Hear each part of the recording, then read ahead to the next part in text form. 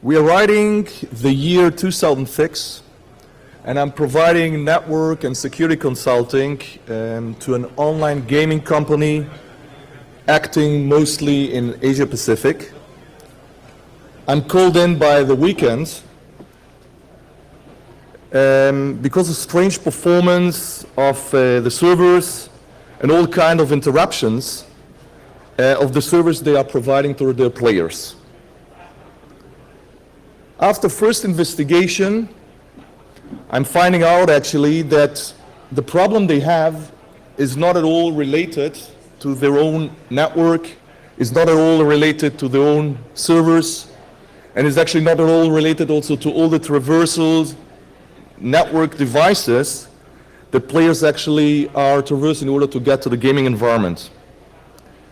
I see from player perspective very, very big delays, jitters, and in some stages even total impossibility to reach the gaming servers. Understanding that the problem is not on their side, we are calling the co-location provider, actually the environment where the solution is installed, and telling them that there is a problem. They don't know about nothing. They begin to investigate on their sides, and very fast actually also understand that everything is external to their border routers, nothing is actually wrong in their network. So on their side, they're doing the next step, and they're calling actually their major ISP that is providing the big pipe that is actually used in order to have the internet traffic getting to the site. When they're talking to the ISP tells them that actually, yeah, they have seen some problems in the network, but they are also not really aware about what's going on, and they tell them, we will call you back, let us just check out what the problem is.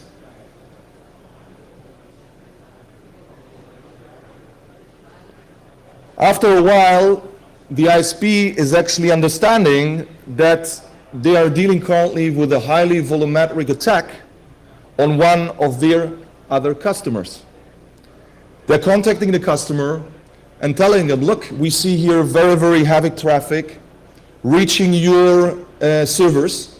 Can you please take care and can you please assist in troubleshooting and in seeing what's going on?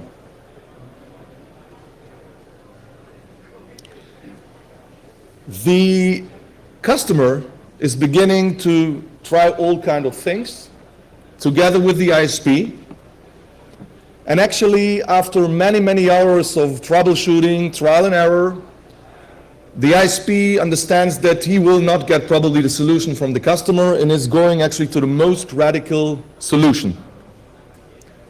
He is actually deciding to narrow out the entire traffic of this customer, or what we call also in networking black holing, and actually from this moment everything is back up and running for all the others, of course, also for my customer, but actually his customer that was attacked is out of service. I think it took something like 10 hours when the attack was over, and then also his customer was able to return to service. Now what we see here is actually 4 entities, different entities, in 2006 that are all unprepared. First of all, it is my customer. My customer did not have the right tools in order to understand that actually when the service was interrupted or was hardly harmed, it is not related at all to his servers, and it is not related at all to his own network infrastructure. The next thing was that also the co-location provider was totally unprepared. They did not have the tools in order to understand themselves that there is a problem, and furthermore, they took actually an architectural decision that they would rely on one major ISP, meaning that at the same moment when the link or the network of this ISP is separated, they don't have any alternative, and actually their entire customer base is damaged by the collateral effect of this attack. We're moving on. We're moving on to actually the ISP. And here again, we have somebody who is unprepared. Not at all thinking that there's a possibility, and I remind you, I'm talking about 2006. Nobody actually thinking of that there is a possibility to get highly volumetric attacks. And I must say also that when we're talking about this Asia Pacific, it meant that it is at some island with anyway low bandwidth capabilities. So also this ISP was totally unprepared. And finally, also the customer that was the victim of the attack was also not prepared. So it took this customer also very, very long to understand that they're under attack. And actually, the problem was also that the customer was not able to do anything. And as I mentioned, the final resolving of the problem was having the ISP black hole the entire traffic. I would like to ask you, the audience here, and I don't know how experienced you are with DDoS attacks, but probably you read a lot of news. Do you think that something like this can happen also today, 10 years later? It's an interesting question, but I can tell you that there's only one answer. Yes. Unfortunately, it can happen, and it happens all the time. So I was told also to say some things about me. My name is Jochanan Sommerfeld, as was mentioned. I'm the CEO of Comsep Group, an Israeli company providing security services, security professional services in Israel and abroad, with a subsidiary in UK as well as in Netherlands. I have many years of IT and security experience in all kind of areas. Comsec is providing, as part of the services, a DDoS simulation service that is actually giving customers the possibility to check and to validate their preparedness and readiness for DDoS attacks. What we're doing there, we're actually simulating a real attack on customers while we're working with 3 teams. One team is the red team, a team of experts that is responsible to attack the target system, to attack the customer system. Another team is the white team. It's actually the customer himself that is doing the same thing he would and should do when we have a real attack, and is actually trying to fight us in order to make sure that whatever we're trying to do is not impacting in any way the service that we are testing. Then we have a third team, as I mentioned, the blue team. This is actually sitting next to the customer, is responsible for the communication between the white team and the red team, because you may understand that although many customers are sometimes in a confident level that there is no chance that we can bring them down, it works always. And then actually we need the possibility to push the button and to stop the attack immediately, because we're dealing with real services. And second, what is also very, very important is to provide the transparency of the impact to the management that is ordering the attacks, so that we make sure that when we are attacking, we get full transparency of the results. And this is, of course, very, very important in order to give the possibility to remediate or mitigate or correct the weaknesses that we find in the system. Sorry. Furthermore, before joining Comsec, I was for more than 7 years the Chief Information Officer and Chief Security Officer of Playtech, the biggest online gaming platform provider in the world. And there I had the opportunity to deal with a lot of very aggressive DDoS attacks, very volumetric DDoS attacks. I've seen DDoS attacks of 250 gigs, And what I'm trying to do in this presentation is actually to bring together both things. One is my experience of many, many years with dealing with DDoS attacks as a defender, and this is probably what most of you, I hope at least, are doing. On the other hand, due to the fact that we are running a DDoS simulation in ComSec, I have also the possibility that I integrated in this presentation all kind of experiences that I got from our DDoS expert team that is part of those testing simulation exercises, so that actually we're bringing two perspectives together, one of the defender that we're all used to, and actually also the one of the attacker.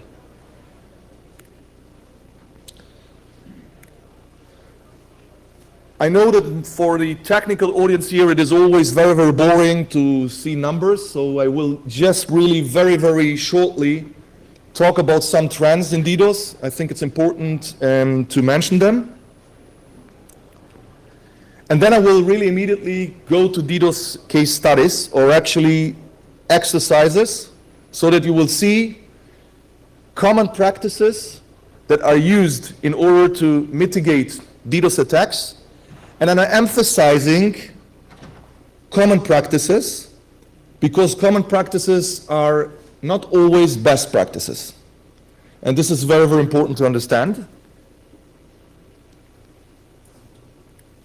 Next, all part of those cases, I will point on all kind of technology limitations that we have, okay, that are in many, many cases unknown, and important when you are focusing on DDoS mitigation or when you're planning to deploy something. And last but not least, I would like also to share with you a DDoS mitigation lifecycle that assists to avoid many, many problems and mistakes that I have personally done and many, many people in the industry are doing. So let me introduce to you our DDoS target. I decided to use a virtual company name that is target. It has nothing to do with the target that was attacked 2 years ago. So it's really important that you don't connect it to target. It's not the real target, but I think there is no better name for a target company than target. So you see here actually a variant. I'm sorry also for the quality of the layout. It seems that the streamer here is not at the right resolution, so it looks very bad, but I hope that you can at least understand the idea. So we have here really an ISP backbone. We have a very, very classical, at the moment, not put any redundancy in network of some online company that is called target. Could be anything. It could be e-commerce, banking, etc. It has a router, a border router, it has a load balancer, it has a firewall, in this case, also including an IPS. No, I think can you hear me? Okay. Also including an IPS. Furthermore, we have front-end servers, and we have also, of course, back-end servers, and I thought that it is not needed to go into more details about the architecture.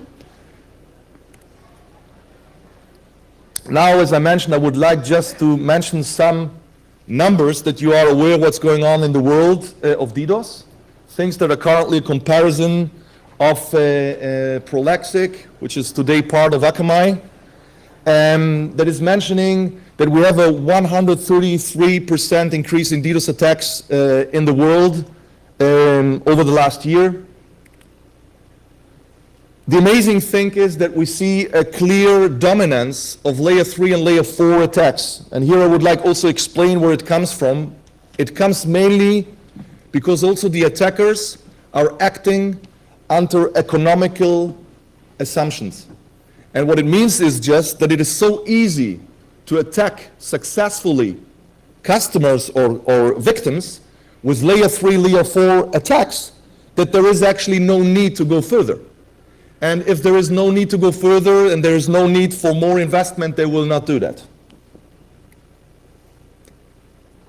We see an increase in the average attack duration. So if you see, if last year it was about 17 hours, we are today already about 20 hours. or almost 21 hours. And this is something that is really the average. So I've seen attacks that are going on about months. We see actually that there is a decrease in the peak bandwidth. Okay, so if you look this year, you see that the peak bandwidth is not something that we have seen in the last year. You have seen all the time an increase. It's not at the moment increasing. But what we see is definitely that the volumetric attacks over 100 gig are doubled. Okay, so it's doubled than what we had last year. And here just, last slide, I don't know even if you can read it, but what it says in general is that the most attacked industry is the gaming industry. This is where I also got all my experience. And you see, of course, also gaming technology, banking technology, also industries that are very, very actively attacked by DDoS attacks. Okay. So now what I would like to do in the next half an hour is to give you an idea about real and simulated DDoS attacks on target. Again, mentioning it's not the real target. It is at the moment just for the presentation, the company that I call Target. What I will try to show in these presentations or in these cases is really also that many of the solutions, of the concepts that are implemented and are actually sold as bulletproof are not the medicine against DDoS and are not always doing the job. Okay, so here what you see actually on the layout is Target, our customer, and we see currently that we have several botnets coming from various autonomous systems attacking our target company. What we see here currently, or what we like to talk about in the first real attack, is actually a layer 3 DDoS attack of volumetric nature. In this case, you can see here that targets still do not have any specific DDoS mitigation capability implemented in the network. They have all the standard things we know, but there is nothing related to DDoS. And actually, they're currently attacked.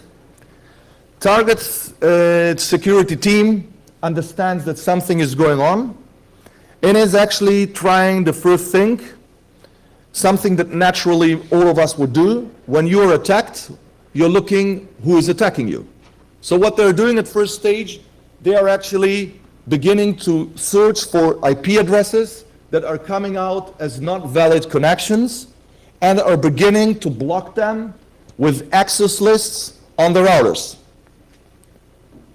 Very fast, they understand actually that the attack is ramping up. It begins to be too strong. The routers are not able to deal with it. They are contacting their ISP and telling them, look, you have to assist us.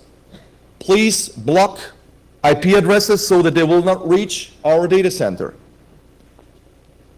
And the ISP is doing exactly the same, is beginning to block big IP address spaces that are provided by Target, and is actually trying to get control of the attack. The problem is that what we are dealing here with the high volumetric attack is actually UDP packets, maybe spoofed SWIN packets, and actually the amount of IP addresses that we are blocking is so big that what happens actually that they are maybe having a bit less stress on the servers, but actually also clients, real clients, are not reaching their site. So actually, this is not helping very much. Then the ISP tells them, you know what? I have a very, very good idea. What we could do actually is we could begin to work with some kind of access rates. So let us limit the amount of new connection setups, and let us anyhow limit the amount of concurrent connections to the site.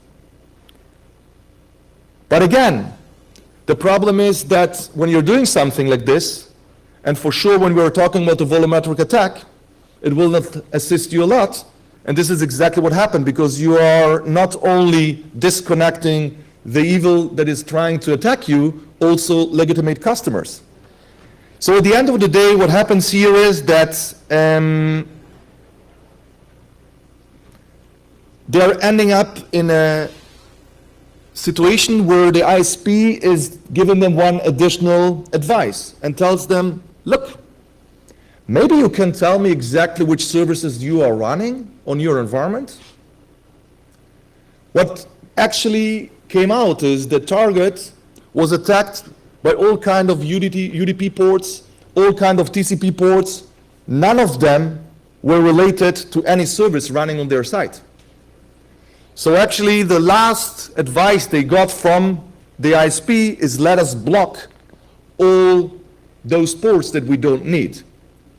They blocked it also on ISP routers. They blocked it also on target border routers. And from this moment, actually the attack was over and everything returned to normal.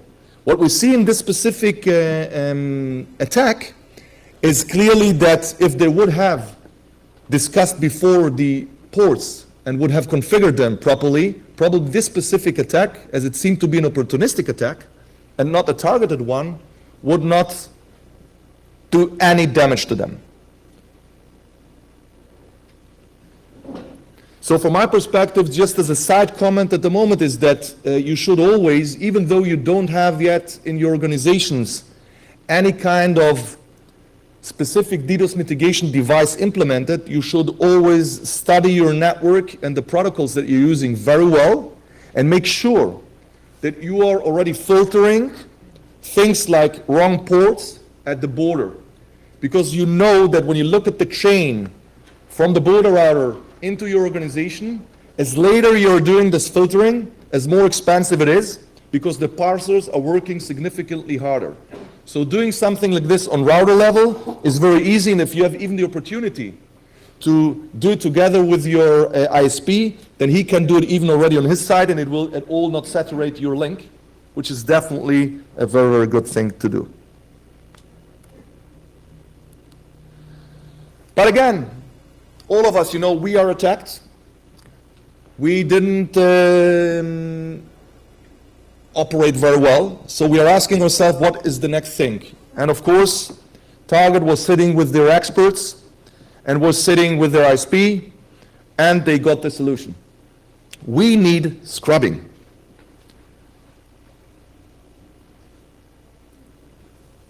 Scrubbing devices usually deliver the protection by diverting the traffic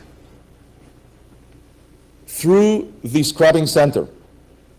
What does it mean? It means that normally when the traffic goes to your service, to your servers, and you understand that you're under attack, what you're doing actually, you are normally connected with GRE tunnels or any kind of specific tunnels that allows you to be directly connected with the scrubbing center. And with BGP advertisements, you are making sure that the specific address spaces related to your service are routed through the scrubbing center. That means that you need, first of all, technically, you need to be aware of the fact that your traffic is only seen by the scrubbing center unidirectional. So only the ingress traffic to your site is going through the scrubbing center and not the returning traffic. So have a look here. You see that actually as well the attacking traffic from the botnets and the real user traffic is actually at the same moment when you decided and you did the BGP updates is traveling through the scrubbing device. What happens now here at this stage is that the scrubbing device is throwing away bad traffic and is actually sending over the good traffic to your site. So the entire idea is actually to have a clean pipe from the scrubbing center to the site. I would like to take here another real attack that I have seen, where Target, again, And again, you understand Target, it could be many companies, it's not always the same company. Target was again attacked by a volumetric attack, this time 70 gig. And as was promised by the experts, by the ISP, by the scrubbing service provider, they did a real good job, and they were able to bring down the attack of 70 gig to 120 megabit per second. An amazing job. But what was not discussed with Target and told them that even though all those scrubbing service providers and all those scrubbing device vendors telling you that when you are using them, you get a clean pipe to the data center, it is not entirely clean. It is actually still in specific granularities containing bad traffic. And this bad traffic of 120 megabit per second was too much for the infrastructure. So the old routers that they did not replace were crashing again. So look what a nice thing, right? We have an amazing service that is able to cut down 70 gigs to 128 mega, and still we are suffering.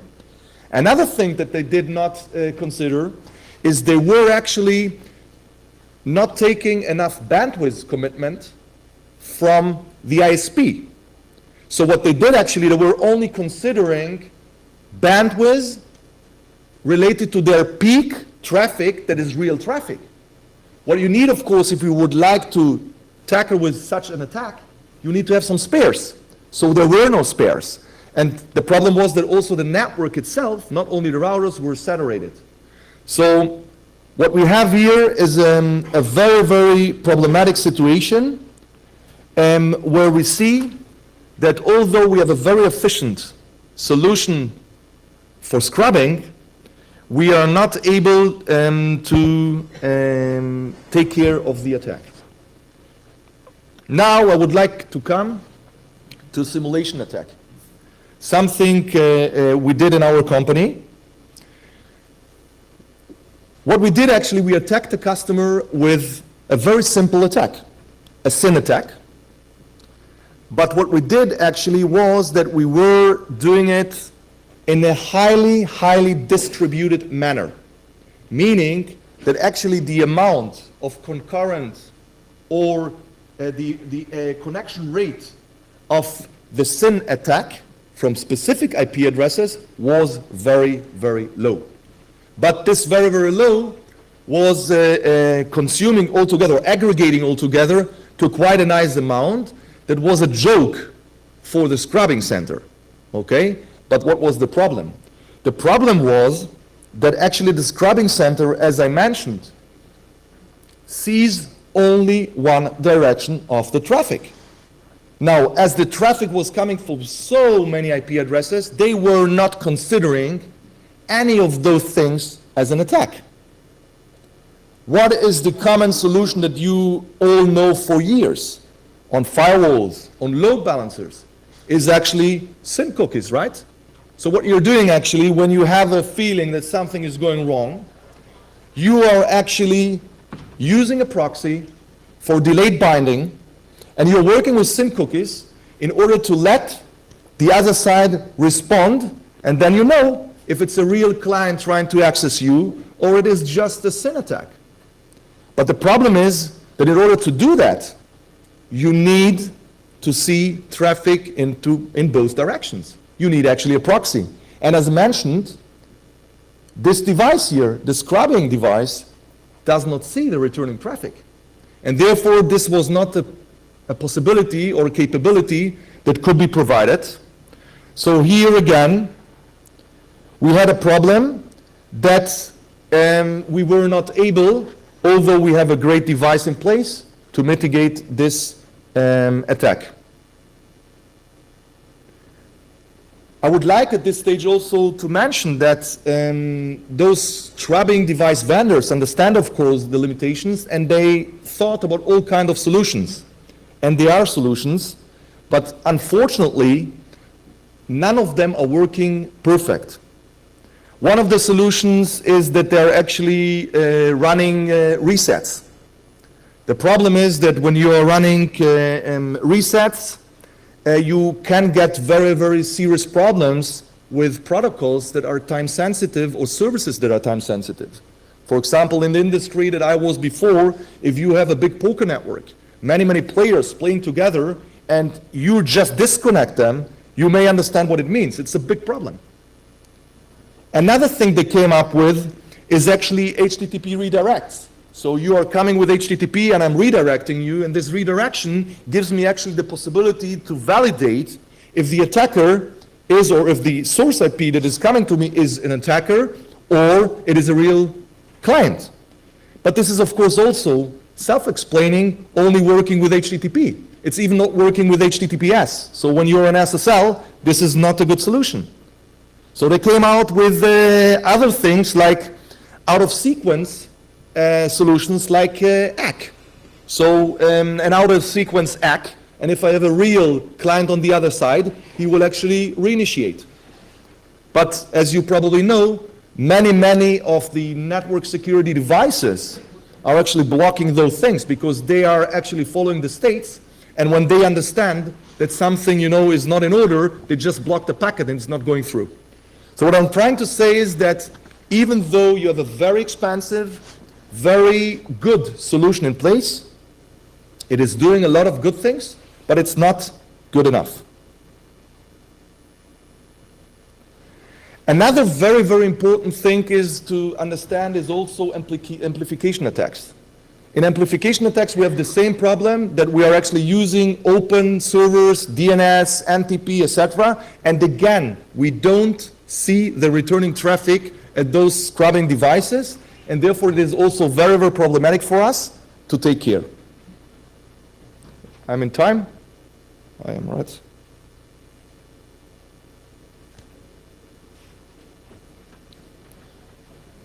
Okay, so after having all this trouble, after being already tired that we spent in Target a lot of money in technologies, we were sitting again, or the customer was sitting again with all the experts, and got the next very, very important tip.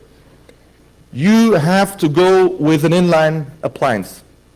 Inline appliance that you will install on site, and here you will be able to overcome the problems that you've seen before. So let me just say what it means. Inline in our case means actually that we're still of course using the scrubbing device, but actually when traffic is entering our site, it is going through this device that is now seeing both directions of the traffic and is actually also taking care and deleting attacking service.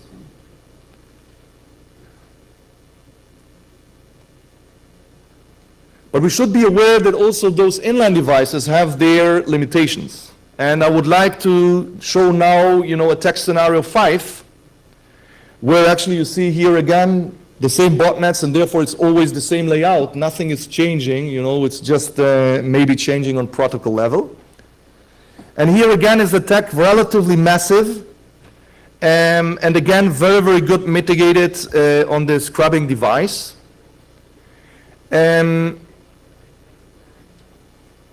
Let me just see that. Very, very good mitigated on the scrubbing device. But what happens actually that the inline device that was now responsible to take care of all those things that the scrubbing cannot take care was not configured very well, and it did not do the job. So what Target decided with their network engineers, okay, we have to connect to this inline appliance, okay, that is installed somewhere remotely in a data center in order to adjust the configuration and to make sure that nothing wrong gets through. Surprise, surprise. Again, investing a lot of money in good technologies, but not understanding that it's also very, very important to design the network in a proper way. What happened here is that Target did not take care that the management was outbound, and instead it was inbound. It was actually needing to access the device through the same pipe that was currently saturated with the attack. So Target was not able to connect to the device and to do the adjustments and configuration in order to take control. So here you see they had no other choice than waiting until the attack went over, and then they could connect finally to the device and to make the configuration. So here again, very, very important for all of you to understand. Good technologies is very important, but you have to make sure that you are implementing and deploying it in the network in the right manner, and make sure that you, whatever happens, can access this device. So what Target did was again sitting with the experts and of course understood that what they have to do is to connect to the device through the private MPLS network of their data center provider. You may understand that when you are under a DDoS attack, then the part that is really problematic to access and to use is the public part of the internet, but the internal MPLS network of the provider is not at all impacted. And therefore, at the same moment when you take, for example, this as a solution, and there are also some other possibilities, then you make sure that no matter what happens, you can access all internal devices and make your adjustments. And we have to understand that exactly in such a warfare, the possibility to be dynamic when you are under attack and being able to change things is super, super critical.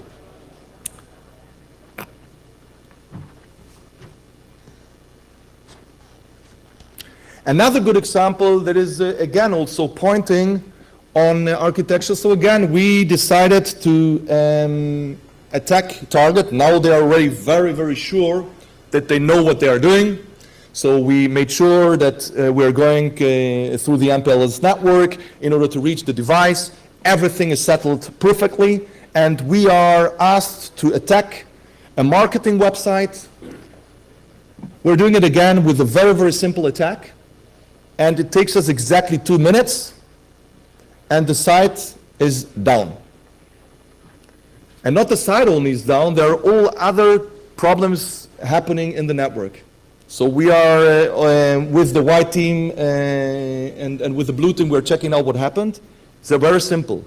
Because of PCI requirements, they were required to have log reviews on daily basis for this front-end server, as for the other servers where actually payment information was flowing through.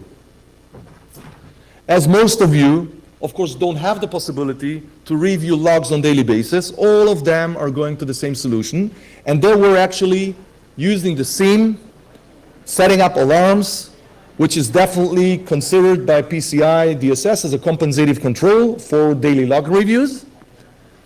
But what happened here is that they did it for this poor front-end server, and it was just, filling up the SIEM, and they were blind. So nothing worked anymore. Of course, the server was interrupted itself, but also the security team was not able to see anything that is going on in terms of security in the company. Now, you may understand that there are many, many DDoS attacks today that are actually smoke in order to have other attacks running next to it. And here exactly an example. Security team totally blind, okay? And by the way, I've seen also situations, today we are in the age of big data. We like to collect everything.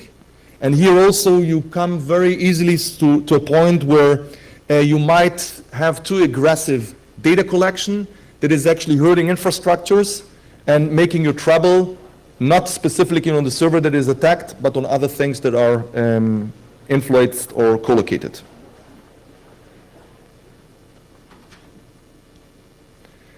Next, also in this situation, what we did, we said, okay, let's try an amplification attack.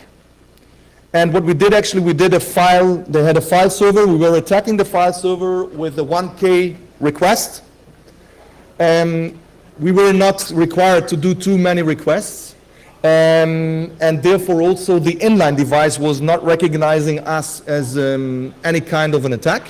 And what happened actually that we were able to fill up the bandwidth capacity with the returning traffic, because it was a 1K request, bringing back several megabytes of file for each of those requests. So this is also very, very important to understand, that you might be in configuration in a situation that you are reducing the amount of connections, you're reducing the amount of concurrent setups, but at the end of the day, it might be amplified with the request return, and therefore it's also very, very important to consider those things.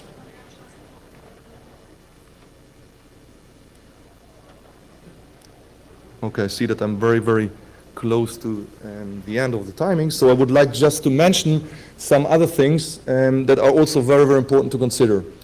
In many, many situations, customers are using CDN solutions for DDoS mitigation. Please be aware that this is a very effective solution, but it might be very problematic when you're using dynamic content. So it will work very, very well for static content, highly distributed. It's a big problem for dynamic content. And I would like also maybe touch one thing that I was even asked yesterday when I was meeting with the customer. Many, many customers are asking about how effective is the usage of geolocation. So here I can tell you also that we did a simulation for Target again, and we were attacking them from all over the world.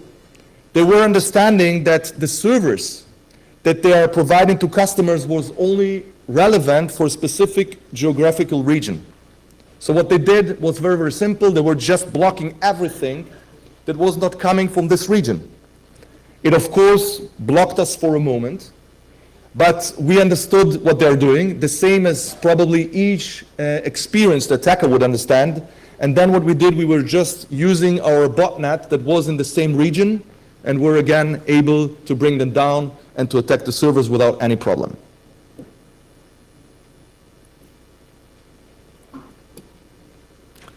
So let me now just round up.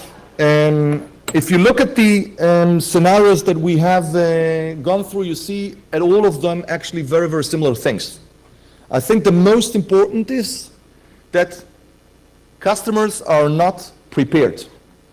Customers, like probably it's human nature, think that it will happen to others and it will never happen to us. And they are not prepared accordingly. And therefore, what is, from my perspective, the most important thing before the technologies that you're implementing is really make sure that you are thinking about how to set up your network. You are making sure that you're creating the tools, because what you have seen as well is many, many situations where people were not able to detect that they're under attack, and they were wasting a lot of time with all kinds of troubleshooting instead of taking care of the specific attack. It is very, very important to make sure that people are trained. Okay, it requires incident response like any other security incident. And this is also something that is somehow, in many, many cases, not done. So you are dealing very well with other security attacks, but when it comes to DDoS, we were not really thinking about it. And I'm definitely asking each and every one of you to do testing. So when you can, use simulation. Sometimes you can do it yourself. I would definitely not recommend to try to get any attacks from the darknet. So if you need, then you should really contact companies that are doing that. And what is also very, very helpful is to collect intelligence in order to know in advance what is happening in the industry and what might happen to you specifically. Okay, I think because of the time, I will not go through the entire cycle here. We'll let you just to read through it, but I will just mention identification, super, super important, making sure that you have the capability to identify and to detect that you're under attack. Traceback, although it is not always possible because it's very often spoofed, etc., etc. If you're able to trace back, it's definitely something that can assist us a lot. If we are understanding the origins, we can work with all kinds of blocking techniques. Understand the impact. It's sometimes, you know, we are panicking where we don't need, and sometimes we don't where we should. I think that what is most important, and many, many times not done when it comes to DDoS, is post-mortem. People are so happy that the attack is over, so happy that the CEO and the board is not troubling them anymore, that they're not doing the most important thing. Actually talking with their teams again about the attack, talking about what went wrong and what can we do better, in order to reduce the impact.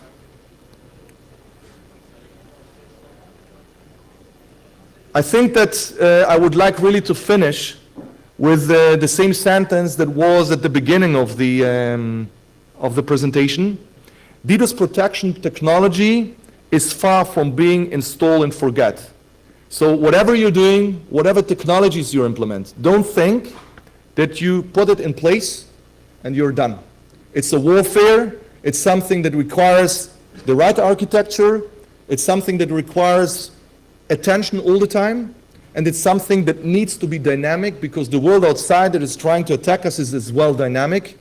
And what I'm saying all the time, the only thing that is relevant in security, that is constant in security, is the change.